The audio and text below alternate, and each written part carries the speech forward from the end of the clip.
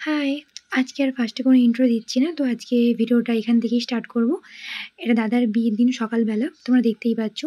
Pandal ready but lighting setup এখনো ready হয়নি। আর গায়ে হলুদের ব্যাকড্রপও রেডি হচ্ছে। তো দাদারা ওনারা রেডি করছেন। আর এটা একদম ফার্স্ট সকালে। সেদিন খুব ভোরে উঠে গেছিলাম। তো এই যে প্লেসটা এখানে সমস্ত স্টল এই সমস্ত কিছু এখানে বসবে। আর এগুলো রাত্রে আরও ভীষণ সুন্দর লাগবে দেখতে।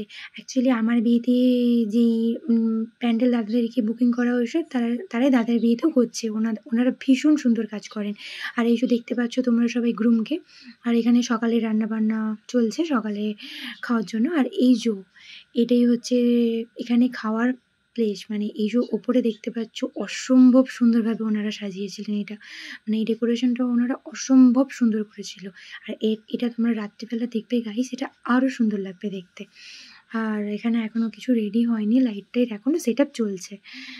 আর তারপর আমি চলে এলাম রেডি হতে। সবাই রেডি হচ্ছিল আর আমাকে বলেছিল দাদার রেডি হতে। অ্যাকচুয়ালি দাদার ঘর তো আমি ডোবাবো, মানে ওর গায়ে হলুদের। আর এই যে তোমরা দেখতে পাচ্ছ হলদির ডাইস রেডি। ভীষণ সুন্দরভাবে ওনারা সাজিয়েছিলেন। আমার বিয়ের সময় হলদিও ওনারাই সাজিয়েছিলেন। হলদির যে ডাইসটা সেটাও ভীষণ সুন্দরভাবে সাজিয়েছিলেন। দুটো দু রকমের হয়েছে। আর এই যে তোমরা দেখতে পাচ্ছ আমার দাদার বিয়েতে আমার গায়ে হলুদের লুক। অবশ্যই তোমরা কমেন্ট করে জানিও আমাকে কেমন লেগেছে। তো তারপরে আমি আমার দিদিভাই আর আমার এক বৌদিভাই মিলে আমরা বেরিয়ে পড়েছি আমার বৌদিভাইয়ের বাড়িতে। অ্যাকচুয়ালি দাদার গায়ে চুয়ানো হলুদ নিয়ে বৌদিকে দিতে। আর বৌদির জন্য সকালে যেই তত্ত্ব, তো সেগুলো দেওয়ার জন্য আমরা 3 জনে মিলে বেরিয়ে পড়েছি। সরি 3 জন না, আরও 2 জন ছিল। তো আমরা বেরিয়ে পড়েছি। আর এই যে দেখতে পাচ্ছ আমরা এখন পৌঁছে গিয়েছি বৌদিভাইয়ের বাড়িতে।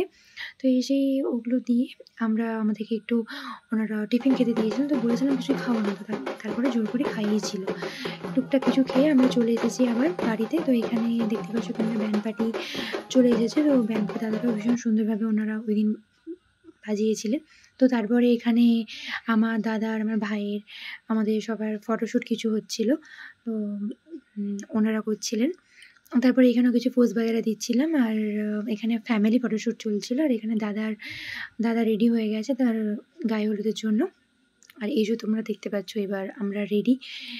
গায়ে হলুদ হওয়ার আগে কিছু ফটো মা তুলে নিচ্ছে মাসিমণি ওনাদের সঙ্গে। তো এখানে ক্যামেরাম্যান দাদারা দেখিয়ে দিচ্ছিলেন ওনাদেরকে পোস্ট এগুলো। আর এই যে দেখতেই পাচ্ছ এবার শুরু হয়ে গেছে গায়ে হলুদ পর্ব।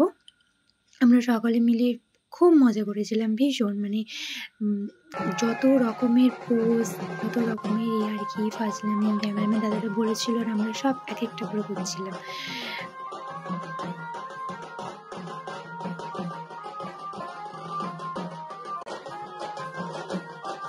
আর আমি যতটা সম্ভব চেষ্টা করেছি অরিজিনাল যেই হয় সেটা রাখার, কারণ তাতে আরও বেশি ভালো লাগে ভিডিওটা দেখতে। আর তোমরা যদি একটু ভালো করে নোটিস করো তাহলে দেখবে যে আমার দুটো শাড়ি পরা আছে, মানে দু রকমের।